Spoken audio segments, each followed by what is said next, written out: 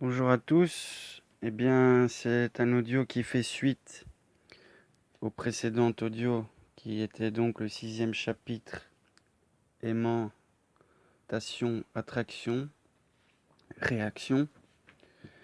Et donc ceci est le sixième chapitre du dogme rituel de la haute magie d'Eliphas Lévi. Ce chapitre fait suite aussi à la vidéo que j'ai faite sur le nombre 6 et ses rapports.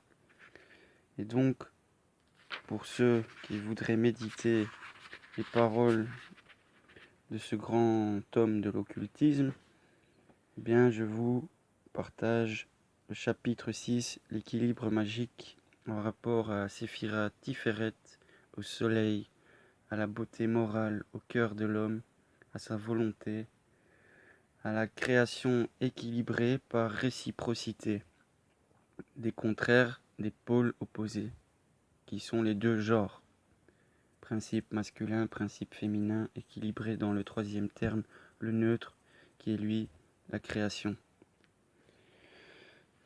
Chapitre 6. L'intelligence suprême est nécessairement raisonnable.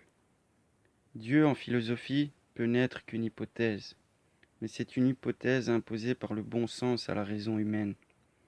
Personnifier la raison absolue, c'est déterminer l'idéal divin.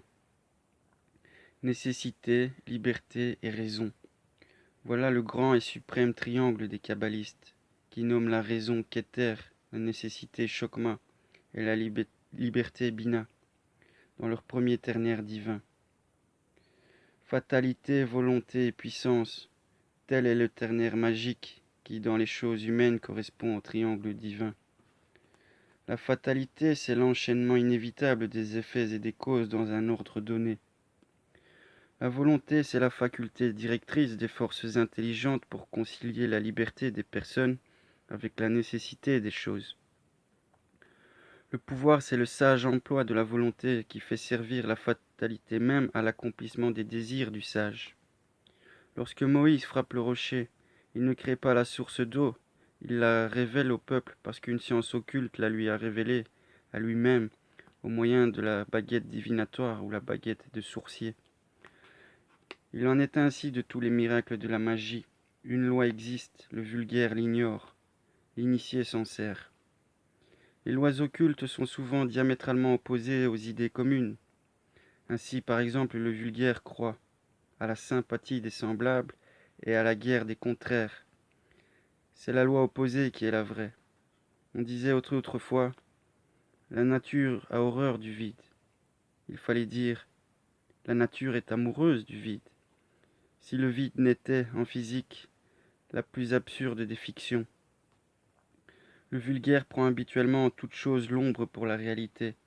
Il tourne le dos à la lumière et se mire dans l'obscurité qu'il projette lui-même. Les forces de la nature sont à la disposition de celui qui sait leur résister. Êtes-vous assez maître de vous-même pour n'être jamais ivre? Vous disposez de la terrible et fatale puissance de l'ivresse. Si vous voulez enivrer les autres, donnez-leur envie de boire, mais ne buvez pas. Celui-ci dispose de l'amour des autres qui est maître du sien. Voulez-vous posséder? Ne vous donnez pas. Le monde est aimanté de la lumière du soleil, et nous sommes aimantés de la lumière astrale du monde. Ce qui s'opère dans le corps de la planète se répète en nous. Il y a en nous trois mondes analogues et hiérarchiques comme dans la nature entière. L'homme est le microcosme ou le petit monde, et suivant le dogme des analogies, tout ce qui est dans le grand monde se reproduit dans le petit. Il y a donc en nous trois centres d'attraction et de projection fluidique. Le cerveau, le cœur ou l'épigastre et l'organe génital. Chacun de ces organes est unique et double, c'est-à-dire qu'on y retrouve l'idée du ternaire. Chacun de ces organes attire d'un côté et repousse de l'autre. C'est au moyen de ces appareils que nous nous mettons en communication avec le fluide universel, transmis en nous par le système nerveux. Ce sont aussi ces trois centres qui sont le siège de la triple opération magnétique, comme nous l'expliquerons ailleurs. Lorsque le mage est parvenu à la lucidité, soit par l'intermédiaire d'une pythonisse ou somnambule, soit par ses propres efforts, il communique et dirige à volonté des vibrations magnétiques dans toute la masse de la lumière astrale dont il devine les courants à l'aide de la baguette magique, qui est une baguette divinatoire perfectionnée. Au moyen de ces vibrations, il influence le système nerveux des personnes soumises à son action, précipite ou suspend les courants de la vie, calme ou tourmente, guérit ou rend malade, tue, enfin, ou ressuscite. Mais ici nous nous arrêtons devant le sourire de l'incrédulité. Laissons-lui le triomphe facile de nier ce qu'elle ne sait pas.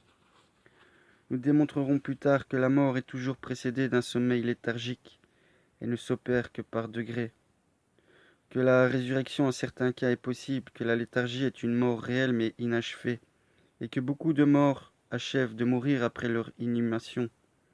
Mais ce n'est pas de cela qu'il s'agit dans ce chapitre. Nous disons donc qu'une volonté lucide peut agir sur la masse de la lumière astrale, et avec le concours d'autres volontés qu'elle absorbe et qu'elle entraîne, déterminer de grands et irrésistibles courants. Disons aussi que la lumière astrale se condense ou se raréfie, suivant que les courants l'accumulent plus ou moins à certains centres. Lorsqu'elle manque de l'énergie suffisante pour alimenter la vie, il s'ensuit des maladies de décomposition subite, qui font le désespoir de la médecine. Le choléra morbus, par exemple, n'a point d'autre cause, et les colonnes d'animalcules observées ou supposées par certains savants en peuvent être l'effet plutôt que la cause. Il faudrait donc traiter le choléra par l'insufflation, si dans un pareil traitement, l'opérateur ne s'exposait à faire avec le patient un échange trop redoutable pour le premier. Tout effort intelligent de volonté est une projection de fluide ou de lumière humaine. Et ici, il importe de distinguer la lumière humaine de la lumière astrale, et le magnétisme animal du magnétisme universel.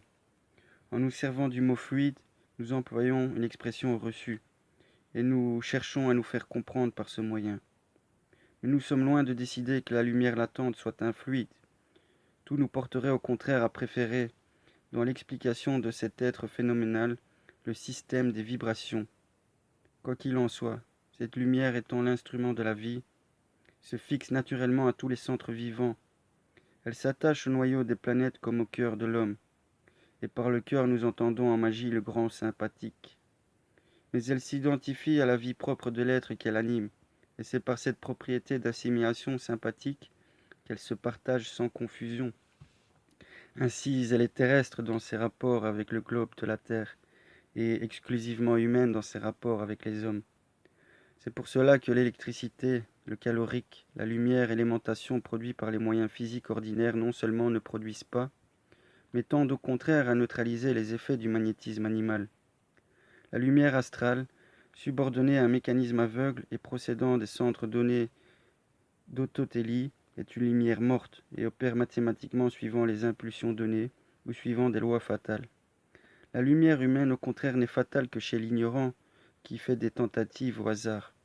Chez le voyant, elle est subordonnée à l'intelligence soumise à l'imagination et dépendante de la volonté. Cette lumière qui, projetée sans cesse par notre volonté, forme ce que Swedenborg appelle les atmosphères personnelles, les atmosphères astrales. Le corps absorbe ce qui l'environne et rayonne sans cesse en projetant ses miasmes et ses molécules invisibles. Il en est de même de l'esprit, en sorte que ce phénomène, nommé par quelques mystiques le respire, a réellement l'influence qu'on lui attribue, soit au physique, soit au moral. Il est réellement contagieux de respirer le même air que les malades, et de se trouver dans le cercle d'attraction et d'expansion des méchants. Lorsque l'atmosphère magnétique de deux personnes est tellement équilibrée que l'attractif de l'une aspire l'expansion de l'autre, il se produit un attrait qu'on nomme la sympathie. Alors l'imagination, évoquant à elle tous les rayons ou tous les reflets analogues à ce qu'elle éprouve, se fait un poème de désir qui entraîne la volonté. Et si les personnes sont de sexes différents, il se produit en elles, ou le plus souvent dans la plus faible des deux, une ivresse complète de lumière astrale, qu'on appelle la passion proprement dite, ou l'amour. L'amour est un des grands instruments du pouvoir magique, mais il est formellement interdit aux magistes, du moins comme ivresse ou comme passion. Malheur au Samson de la Kabbale s'il se laisse endormir par Dalila. L'Hercule de la science qui change son sceptre royal contre le fuseau d'Omphale sentira bientôt les vengeances de Déjanire, et il ne lui restera que le bûcher du mont Eta pour échapper aux étreintes dévorantes de la tunique de